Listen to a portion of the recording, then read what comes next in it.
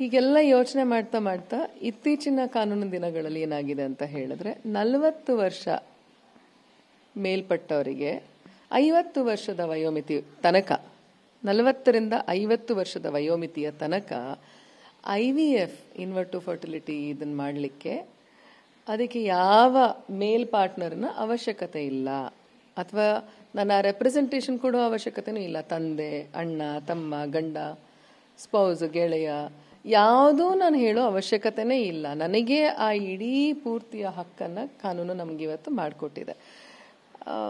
Then I thought, ಈ ಮುಂಚೆ ಇದಿರಲಿಲ್ಲ. ಈ ಮುಂಚೆ you had to be in ದಾಂಪತ್ಯ ಜೀವನದಲ್ಲಿರಬೇಕು. Marital status was a compulsion. ಮುಂಚೆ ನನಗೆ ಕೇಳಿದ್ದಾರೆ, ಮದುವೆ ಆಗಿದೆಯಾ ಅಂತ ಮುಂಚೆ ಕೇಳಿದ್ದಾರೆ. ಇಲ್ಲ ಅಂದಾಗ ಸುಮಾರು ಜನ ಡಾಕ್ಟರ್ ಆನ್ಸರ್ ಮಾಡಲಿಲ್ಲ, ನನಗೆ ಇಟ್ಬಿಟ್ಟು ಫೋನ್ ಇಟ್ಬಿಟ್ಟಿದ್ರು.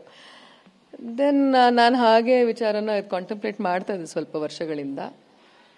ಆಮೇಲೆ ಮನಸ್ಸು ತಡೀಲಿಲ್ಲ. ಅದೊಂದು ಒಂದ್ಸತಿ ಹೋಯ್ತು ಅಂದರೆ ಆಮೇಲೆ ನಮಗೆ ಹೆಣ್ಮಕ್ಳಿಗೆ ನಮ್ದೊಂದು ಬಯೋಲಾಜಿಕಲ್ ಸೈಕಲ್, ನಮಗೊಂದು ಲಿಮಿಟೇಷನ್ ಇದೆ ಒಂದು ವಯಸ್ಸಿನ ತನಕ. ಆ ವಯೋಮಿತಿ ಒಳಗಾಗಿ ನಾನು ಏನೇ ಕನಸುಗಳಿದ್ರು ನಾನು ಅಷ್ಟರಲ್ಲೇ ಮುಗಿಸ್ಕೊಳ್ಬೇಕೇ ವಿನಃ ಮತ್ತೆ ಆನಂತರದಲ್ಲಿ ಅಂತ ಹೇಳಿದ್ರೆ ನನ್ನ ದೇಹ ಸ್ಥಿತಿ ಅದಕ್ಕೆ ಸಪೋರ್ಟ್ ಮಾಡಲ್ಲ ಅನ್ನೋದು ಎಲ್ಲರಿಗೂ ಗೊತ್ತಿರೋ ವಿಷಯನೇ. ಹಾಗಾಗಿ it was now or never ಅನ್ನೋ ಥರ ಒಂದು ಟೈಮ್ ಬಂದಾಗ then I had to take a call. ನೀವು ಯಾವುದೇ ವಿಚಾರ ಇರಲಿ ಅದಕ್ಕೆ ಸ್ಪಂದಿಸ್ತೀರಿ. ಸೊ ನಿಮ್ಮದೇ ಆಗಿರತಕ್ಕಂಥ ಶೈಲಿಯಲ್ಲಿ ಉತ್ತರ ಕೊಡ್ತೀರಿ.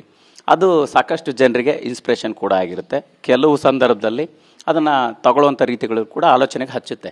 ಈಗ ಮೇಡಮ್, ನಿಮ್ಮ ಲೈಫಲ್ಲಿ ಈ ಪ್ರೀತಿ, ವೈಯಕ್ತಿಕ ಬದುಕಿನ ವಿಚಾರ, ಜೀವನದ ಪ್ರಾಮುಖ್ಯತೆ ಹಂತಕ್ಕೆ ಬಂದಾಗ ಹೇಗೆ ಬದಲಾಯಿತು? ಆ ರೀತಿಯ ಸನ್ನಿವೇಶಗಳನ್ನು ನೀವು ಎದುರಿಸಿದ್ರಾ? ಅಂದರೆ ನೀವು ಹೇಳ್ತಾ ಇದ್ರಿ, ಅಂದರೆ ಅದು ನಾವು ನಮ್ಮ ಜೀವನಕ್ಕೆ ಯಾವುದೋ ಒಂದಿಷ್ಟು ಒಪ್ಕೊಳ್ಳುವಂಥ ಸಂದರ್ಭಗಳು ಬರದೇ ಇದ್ದಾಗ ಅದನ್ನು ನಾವು ನಿರಾಕರಿಸಬೇಕಾಗುತ್ತೆ ಅನ್ನೋದು. ಇಂತಹ ಸನ್ನಿವೇಶಗಳು ಕೂಡ ಸಹಜವಾಗಿ ಲೈಫಲ್ಲಿ ಆಗ್ತಾ ಇರುತ್ತೆ. ಅದನ್ನು ಹೆಂಗೆ ನಿಭಾಯಿಸಿದ್ರಿ ಅಂತ? Who doesn't want to be in love? You want to be in love, I want to be in love, everybody wants to be in love. It's such a beautiful thing. ನಮ್ಮನ್ನು ಯಾರೋ ಅಷ್ಟು ಮುದ್ದು ಮಾಡ್ತಾರೆ, ಪ್ರೀತಿ ಮಾಡ್ತಾರೆ, ಚೆನ್ನಾಗಿ ನೋಡ್ಕೊಳ್ತಾರೆ ಅಂದರೆ it's such a great feeling. Who doesn't want to be in love? ಖಂಡಿತವಾಗ್ಲೂ ಅದೆಲ್ಲ ಹಾಗೇ ಆಗಿರುತ್ತೆ. ಆದರೆ ಬರ್ತಾ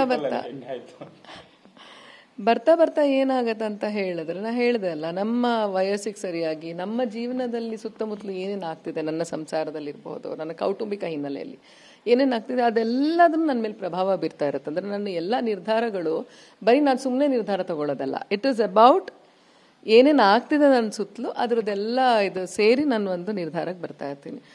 ಬಟ್ ಪ್ರೀತಿ, ಪ್ರಣಯ, ಪ್ರೇಮ, it is all a beautiful thing, no doubt about it. ನಾನೇನು ಪ್ರೀತಿ ವಿರೋಧಿ ಅಲ್ಲ ನಾನು. It's not like that.